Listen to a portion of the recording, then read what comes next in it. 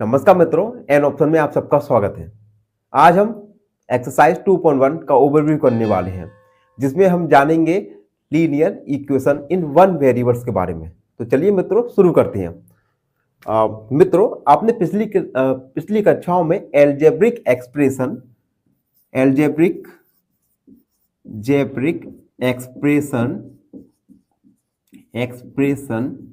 और इक्वेशंस के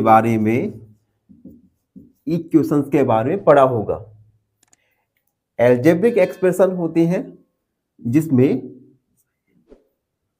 2xyz plus 4 या yz प्लस 4, ये एल्जेब्रिक एक्सप्रेशन के एग्जाम्पल है। और इक्वेशन के एग्जाम्पल में दूं 2x प्लस 4 इक्वल 9 या x प्लस 2 इक्वल 1।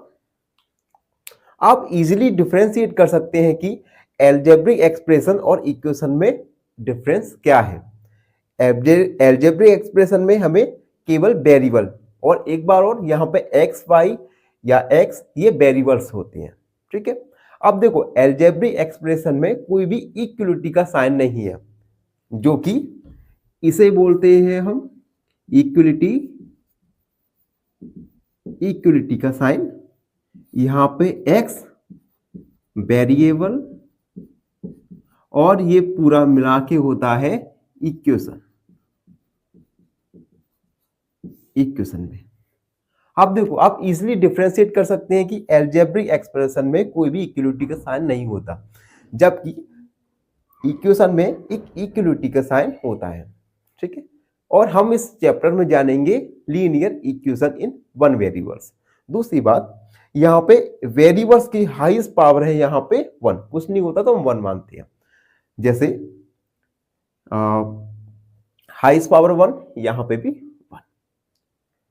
और इस पूरी इक्वेशन में केवल एक ही वेरिएबल है, तो हम कह सकते हैं कि linear equation in one variable है। लीनियर इक्वेशन जिसमें हाईएस्ट पावर 1 हो, ठीक है, और वेरिएबल 1 हो, तो हम इसे कह सकते हैं कि ये इक्वेशन एक linear power in one variable में है। एक और मैं एग्जांपल दूं, जैसे एग्जांपल के दिए मैंने लिखा y प्लस 2 इक्वल 9। इस इक्वेशन में आप देख सकते हैं y एक अकेला ही वेरिएबल है और यहाँ पे y की हाईएस्ट पावर है 1, तो हम कह सकते हैं कि दी हुई equation linear equation in one variables है। तो इस प्रकार हम आइडेंटिफाई कर सकते हैं कि कोई इक्वेशन लीनियर है या लीनियर नहीं है। ठीक है, तो हम इस चैप्टर में आगे linear equation in one variables के संबंधित क्वेश्चंस को सॉल्व करने वाले हैं।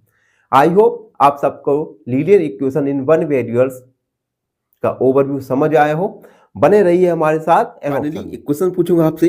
क्वेश्चन है the value of 2.71 multiply 5 is option A 13.55, option B 135.5, option C 1355। इस क्वेश्चन का आंसर कमेंट सेक्शन में जरूर लिखिएगा। धन्यवाद।